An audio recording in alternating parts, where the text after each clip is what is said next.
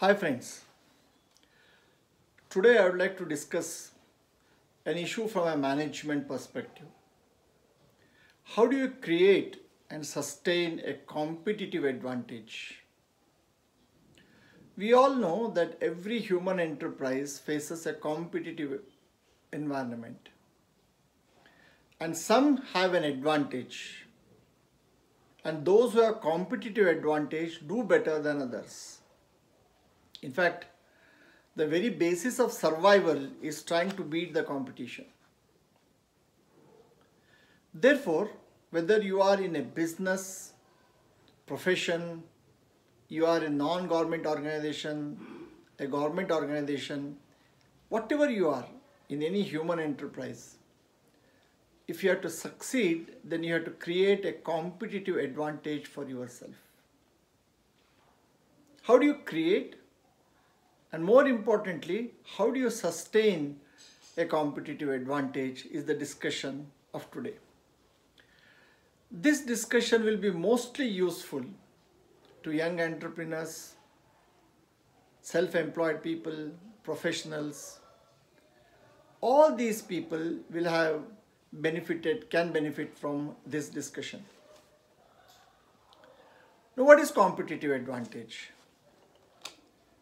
Anything which will ensure you a superior profit over a long period of time is a competitive advantage. Let me repeat. Anything which will ensure you a superior profit over a long period of time. Now let me define some of these terms. Profit. Profit, I use it in a very large amplitude. Any earnings, anything that you earn, for example, the number of devotees to a temple, the ability to attract votes for a political party, for an NGO to attract donation, is all earnings, is all profit.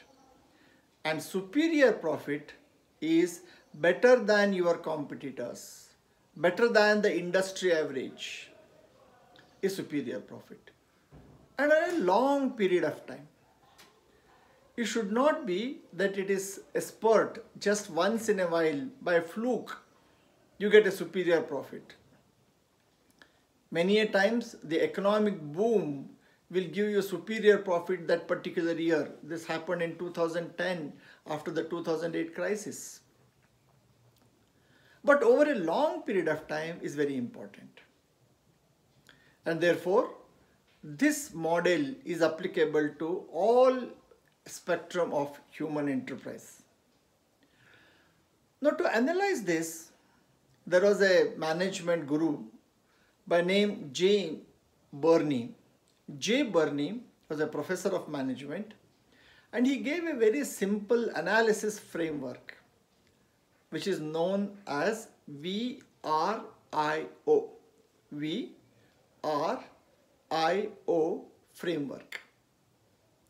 V stands for valuable, R stands for rarity, I stands for inimitable, cannot be imitated easily, and O stands for organized. Now let me explain each one of them. Every human enterprise, any business or profession needs some assets. These are land, labor, capital, management, what called the factors of production. For example, in a business, you have a land, you have machinery, plant, etc. In a profession, you have a knowledge, skill. These are the valuable assets. Even, for example, you have a mining rights, you have a shop in the bazaar area, vantage position.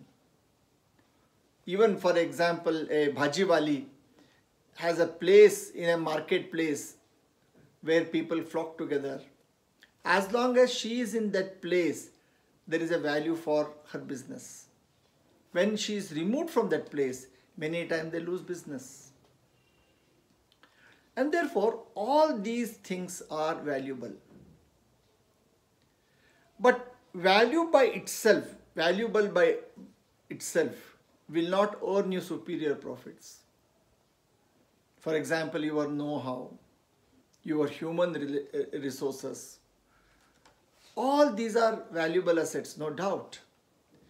But by themselves, they do not give you a competitive advantage unless it has one more ingredient called rarity.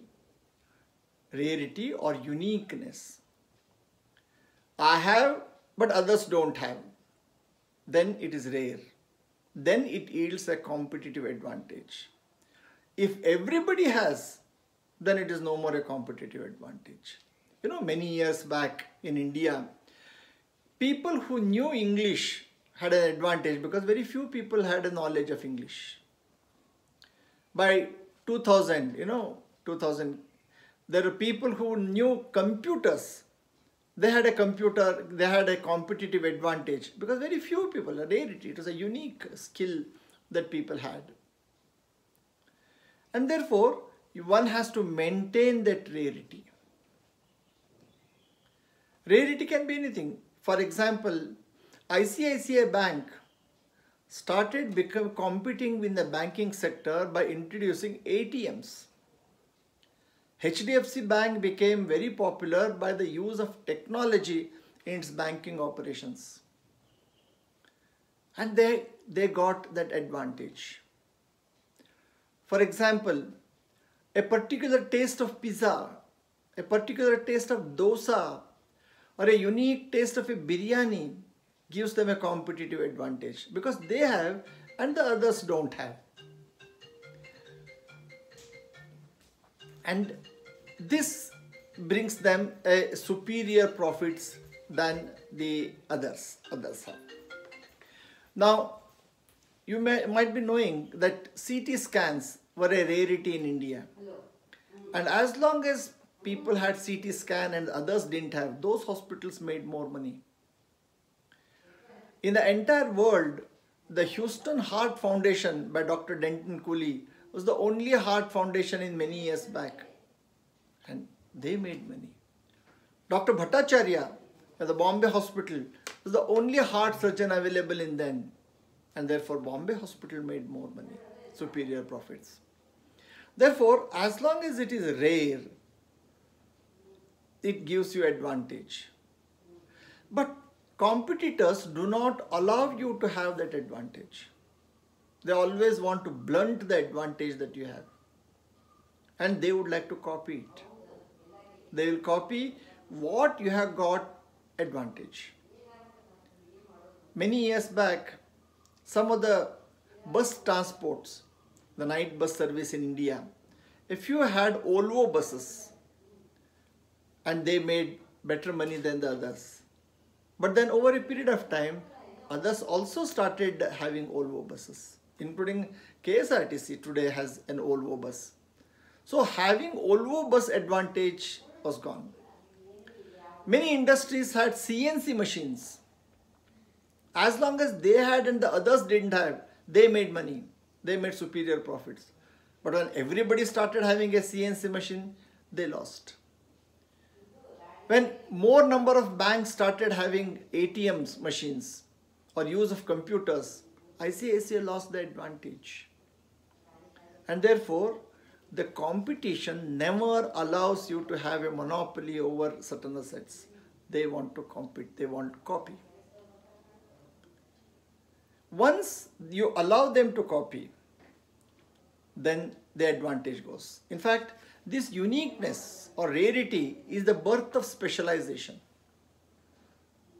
MBBS, common, but I'm MD. I'm a surgeon. I'm a neonatal surgeon. I'm a cardiac surgeon. And the more specialization means that there are very few people of my capacity in the industry, and therefore I make more money than others or make superior profit than others.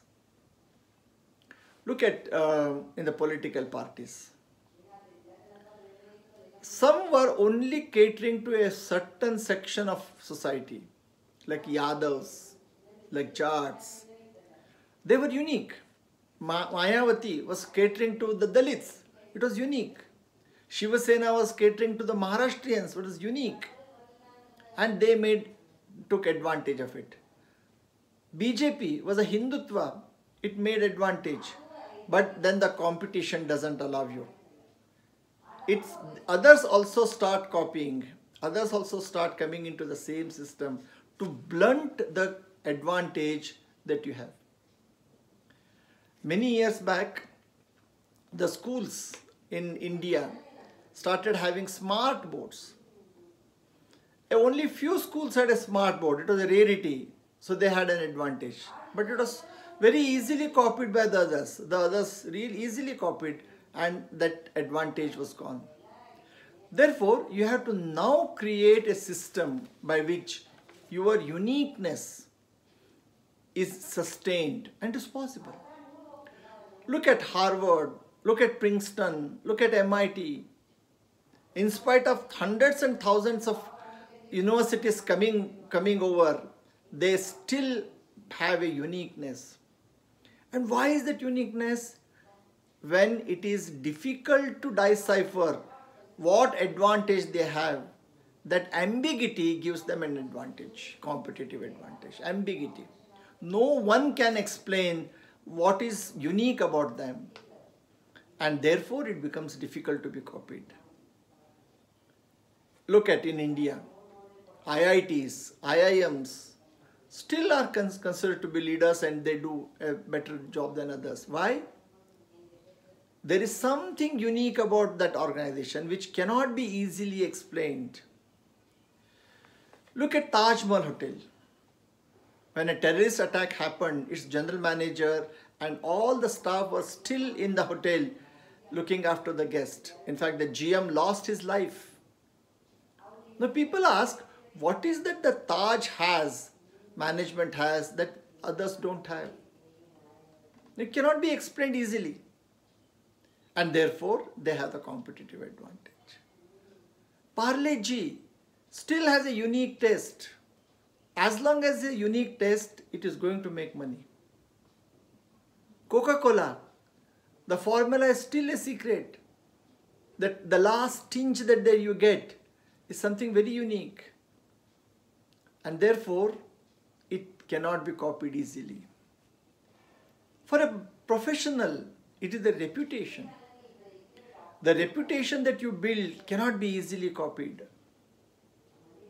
Or, for example, a thing that you have built up over a period of time.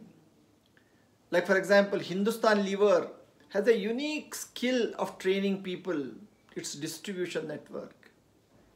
Maruti has a huge production capacity and a distribution network.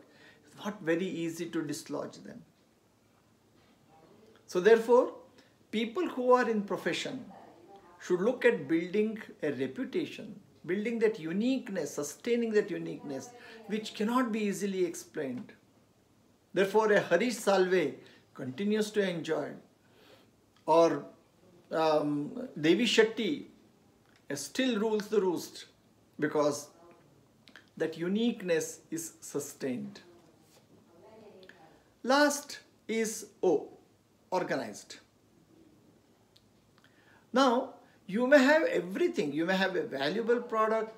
It may be rare. It may be not easily imitatable. Yet, you may not succeed.